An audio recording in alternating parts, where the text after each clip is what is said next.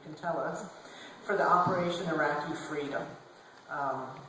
He has served as the Assistant Commandant for the Defense Language Institute Foreign Language Center and led the way to increase the Department of Defense, I do know that one, DOD, Department of Defense capability in foreign languages.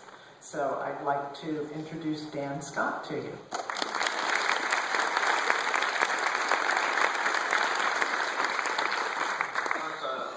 It's a pleasure to be here today. Is that on? Yes. It's a pleasure to be here today. And it's always great to follow the astronaut. I'll get you through this fairly quickly because we do want to give a chance to Mr. Peake to talk to you as well. I just have a few slides. My intent is not to go over them in a great amount of detail. As soon as I find the right button here. But to give you just some tools that you can use afterwards. I've left a copy of the slides. I have some other things to leave behind. And the web links are on it, so really the idea is for you to do some research, do some homework after this. But to give you just a little bit of background, the bottom line of this presentation for me is that we need, in the federal government, particularly in the Department of Defense, the intelligence community, and the national security community, we need individuals with very high proficiency in foreign languages and a deep cultural understanding and knowledge of peoples and nations that we deal with. And we deal with quite a few peoples and nations across the world. We literally have thousands of skilled requirements that are needed within. When I just give you some of these figures, they'll kind of astonish people.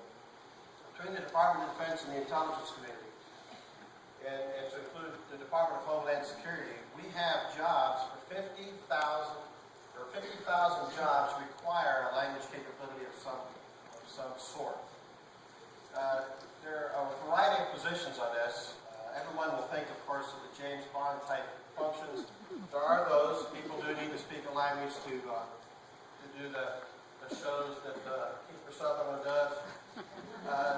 You do need to speak a language to be an analyst. It helps a great deal. There are all kinds of other collectors in the intelligence community. But think in terms of diplomats. Think of trade negotiators in the business section. Think of FBI agents. Think of the Public Health Service. Think of the Centers for Disease Control. Oftentimes people don't think about this.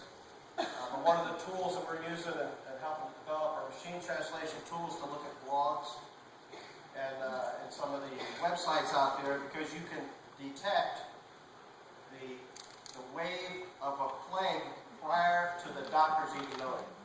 Because everyone goes on their Facebook page and says, I'm not feeling very good today. And this is how we tracked the flu in China the last time it came.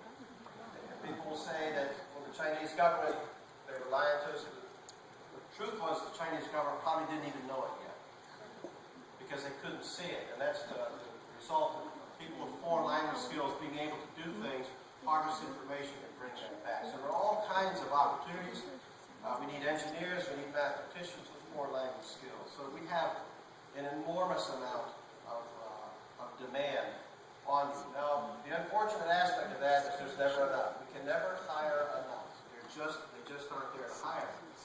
And I'll just give you a couple short stories. In my trade, I'm in the Air Force. I'm an intelligence officer, targeteer. What that really means is I'm the guy that develops the bombing campaigns. In 1990, when we first went into Kuwait to get ready for a war with Iraq, I had 18 Arabic linguists. That's all I had to do 24/7 operations. So I made the mistake of asking for just 6 more. Really got in a lot of trouble for that, but that's really all I wanted. But literally, that's about all that we had in the entire inventory of the United States Air Force. So you think about that, we have another 10, 15 years to get ready. We think about those things, but in 2001, when it was time to respond to the 9/11 attacks, and we were preparing to go into Afghanistan, I was working with that operation.